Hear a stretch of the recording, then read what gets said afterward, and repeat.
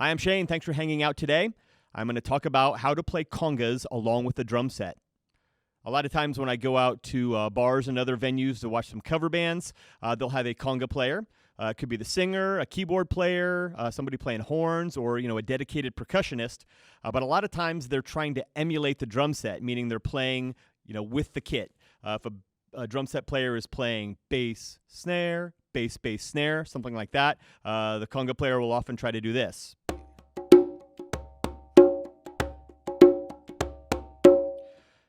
And while that might fit in, it doesn't really add anything, to the overall song. Your goal as a conga player is to play in between all of the beats that are going on the drum set.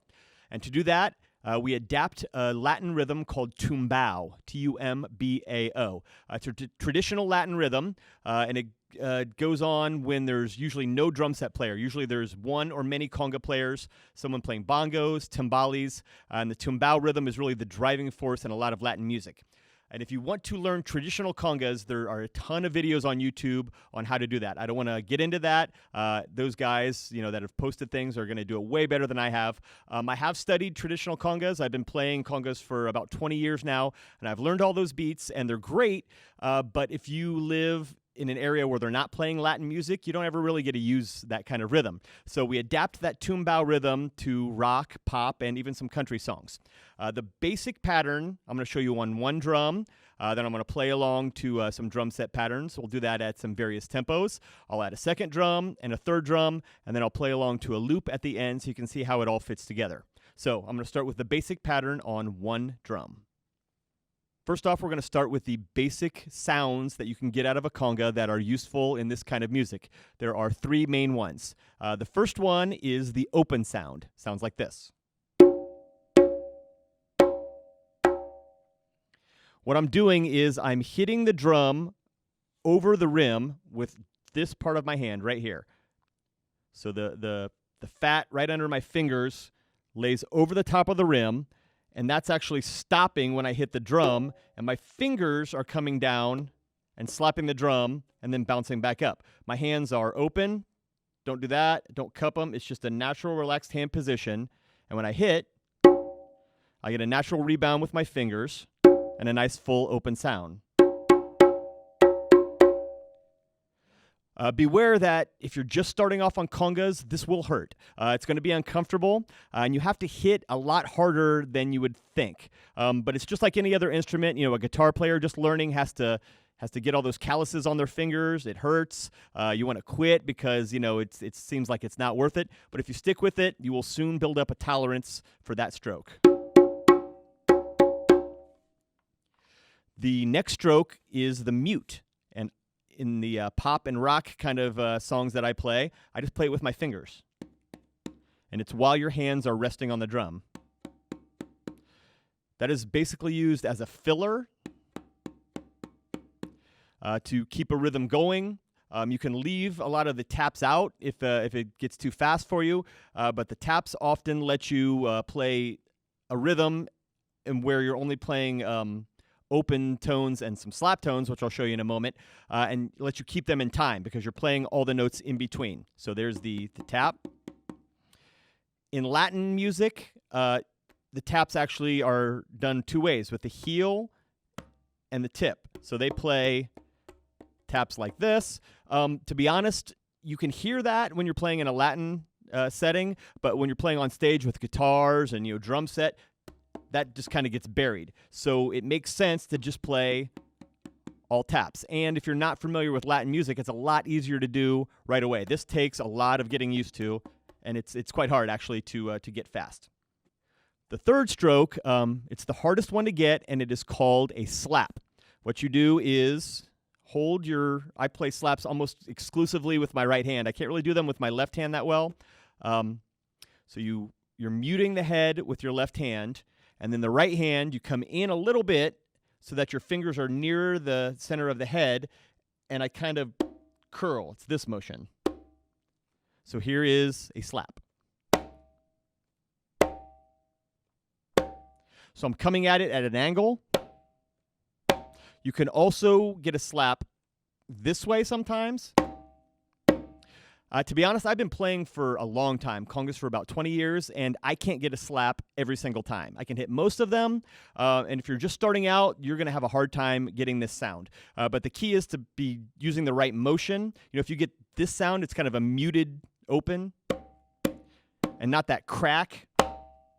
That's okay. Just go with the muted open until you get to the point where your tolerance will let you hit that thing really hard. You have to hit quite hard to get the slap, a lot harder than you think.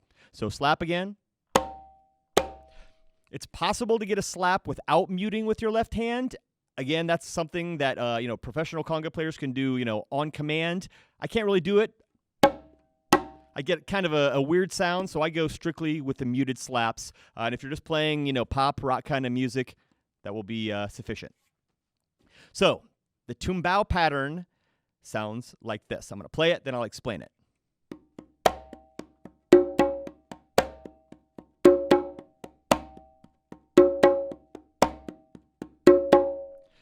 And again, that's an adapted tumbao pattern. If you're a traditionalist, please don't flame me in the comments. I know that's not the exact pattern, but it works for these purposes. So what I'm playing there is tap, tap, slap, tap, tap, tap, open, open. So it's 1 and 2 and 3 and 4 and 1 and 2 and 3 and 4 and, or if you want to think of it in 16th notes, 1 E and a 2 E and a 3 E and a 4 E and a 1 E and a 2 E and a 3 E and a 4 E and a. The way that fits in with the drum set is that you'll typically have a bass drum on 1. Then you're going to have the slap on 2, a snare drum on 3, and then the open open on 4 and. And if you're thinking in 16th notes, it just cuts all those things in half.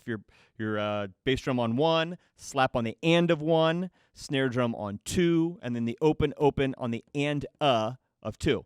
It sounds the same, it's just different speeds.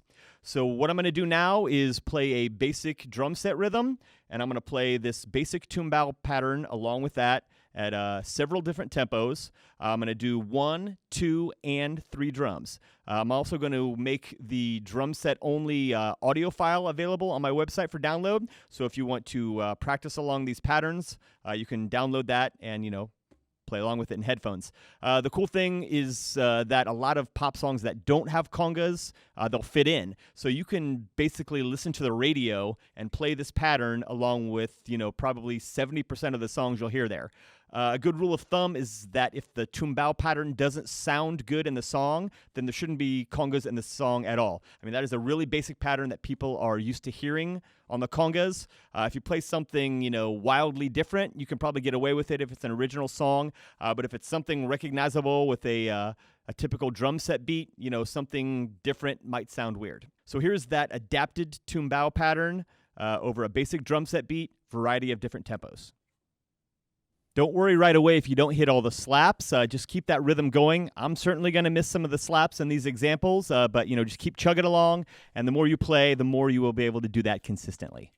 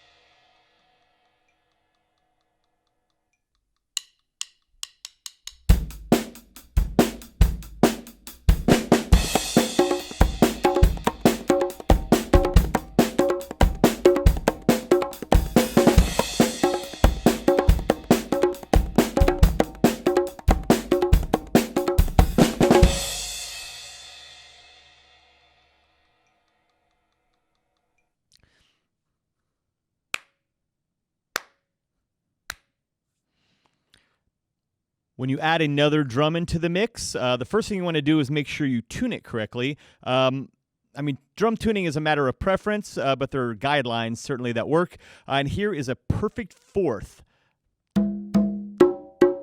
If you sing "Here Comes the Bride," that's the interval you want between these drums. So this one is a fourth lower than this. You don't want to actually really tune to notes because that'll drive you crazy in the long run, because, you know, every song a band plays is in a different key. So just get a nice balance between the two, and they'll sound good in any song. So the tumbao pattern, when you add a second drum, you can certainly play the anda on, you know, both drums. You can do this.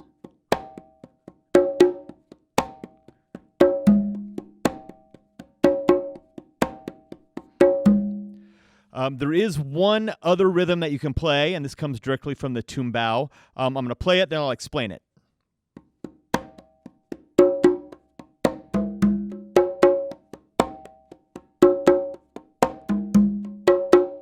So what I'm playing is 1 and 2 and 3 and 4 and 1 and 2, and then I go down to the lower drum with my left hand and play 2 lefts, tap, and then 2 lefts here.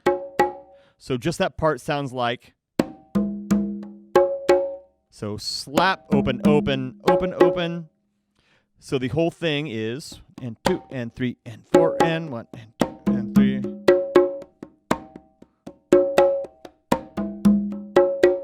And again, don't worry about not getting all the slaps. That'll come with practice and pain tolerance, actually.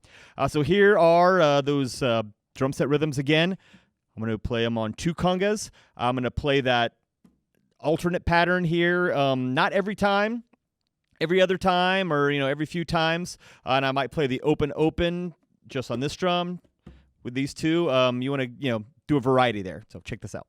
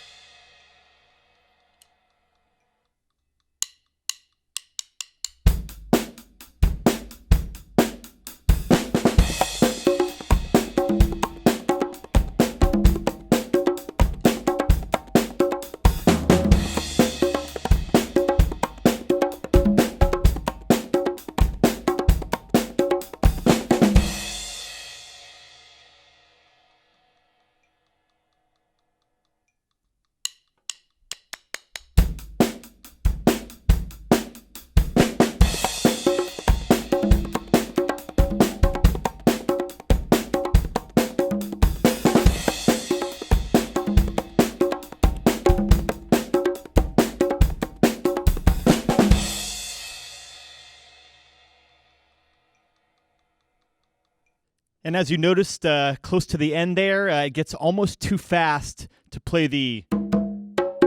I tried to fit it in a few times, but, doesn't always work out. And that pattern, you want to use sparingly. You don't want to use it every time. It sounds kind of different and, not straight ahead. So, use it sparingly, almost like a fill, and it'll do you very well. So I have added in the third drum, which is actually the middle drum. The tuning here is you still want the perfect fourth here. And then the drum 2 is just one step down from drum 1.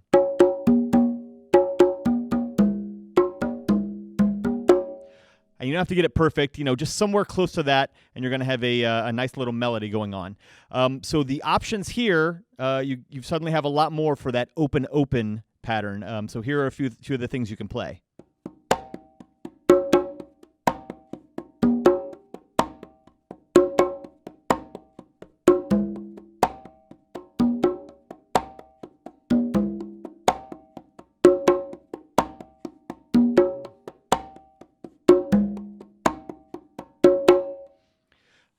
You still have the left-handed pattern here. So if you throw that in, every other time, every third, fourth, fifth, sixth time, and play the opens, around the drums, you can get a cool little melody going on. So I'm going to play those same drum set loops with the 3 drums. I'm going to ad lib a little bit, and kind of, see where it goes. By this time, how that tumbao, that adapted tumbao pattern goes. So I'm going to play off it a little bit, and we'll see what we can come up with.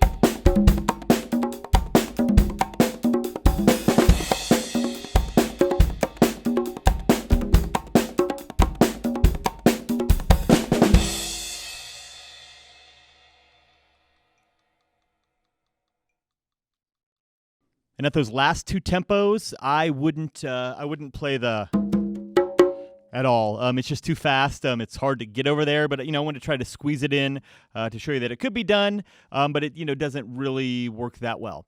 So hopefully those patterns helped you out.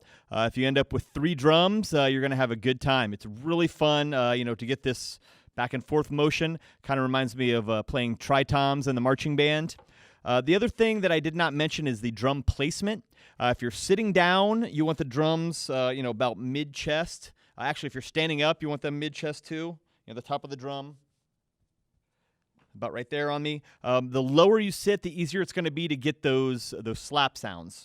If you're up on top, it's hard to get the right angle. So sit as low as you can possibly tolerate. What I'm going to do now is I have a loop. It is by the amazing bass and guitar player Charlie Hunter. I'm going to play the drum set and the congas, in one pass. The other thing you don't want to do when you're playing in this situation is overlap fills. So if the drum set player is going for a fill, just back off. You can, drop out completely, or you can just keep playing the basic rhythm, fill in with some of those taps. And if the conga player is going for a fill, the drum set player should back off.